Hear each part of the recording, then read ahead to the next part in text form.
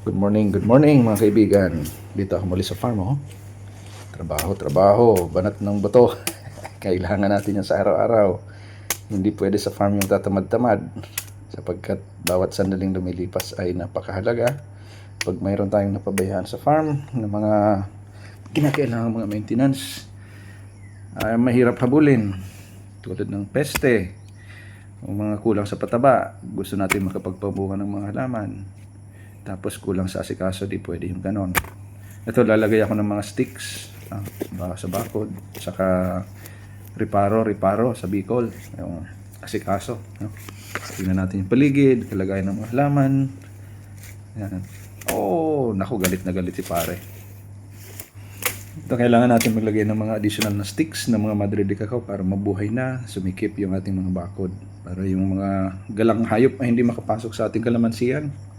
Yung palang mga damo na nandito ay naninilaw na sapagkat na-sprayan na ito ng herbicide. Tingnan si Padre, wow, grabe. Strange looking. Ganun tayo sa araw-araw, ano? Kasi walang kausap, walang kakwentuhan, walang katawanan.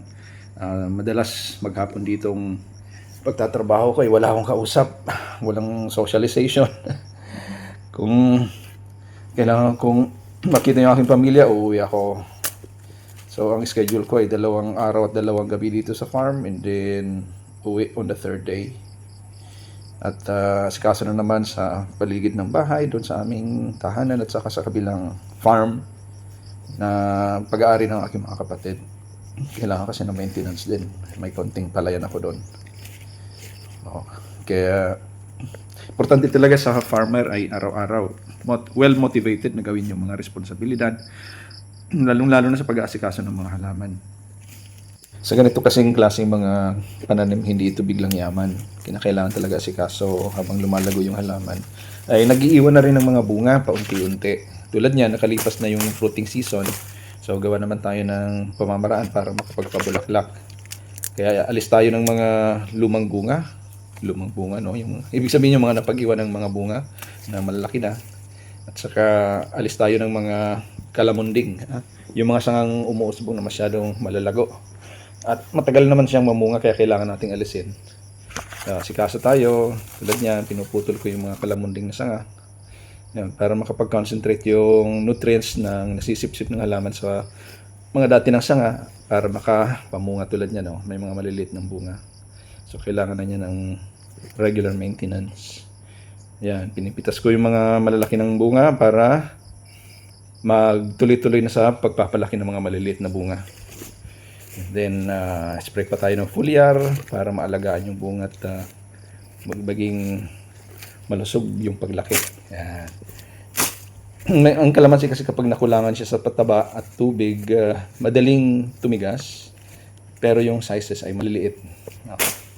Mapapansin nyo yan sa public market, may mga kalamansi na masyadong maliliit yung bunga, pero makinis na yung balat. Ibig sabihin, tumigas yung bunga na undersized. Ibig sabihin, kulang sa alaga. Yan. So, yung mga kalamansi natin, tinitingnan natin kung may mga yan, may mga napipitas pang mga ilan-ilang bunga. At binibenta natin yan sa public market. Meron tayong regular na buyer. Ganda ng presyo ngayon, 120 pesos per kilo. Jackpot sana kung maraming bunga. Kaso kaunti lang.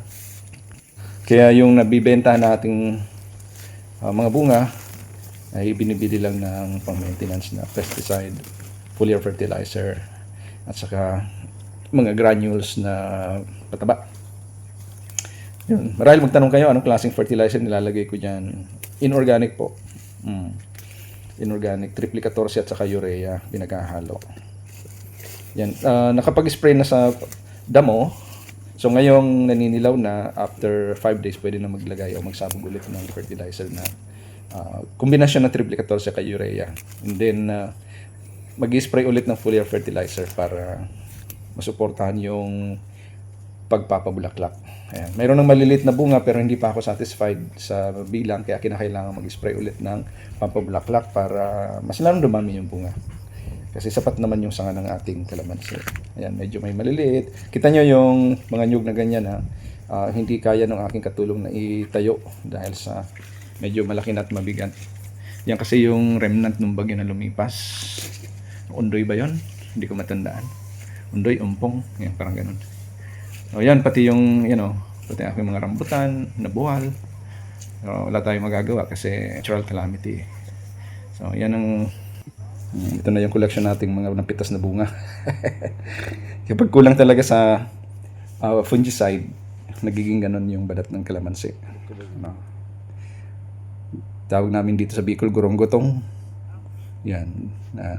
Yung ganyang quality ng bunga ay good pa rin siya, pero hindi siya pwedeng pang mall.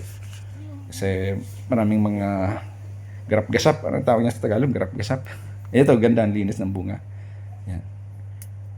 Okay. So kapag season talaga ng pamumunga, kahit dyan sa mga mababang sanga, talagang sangkaterba talaga yung bunga.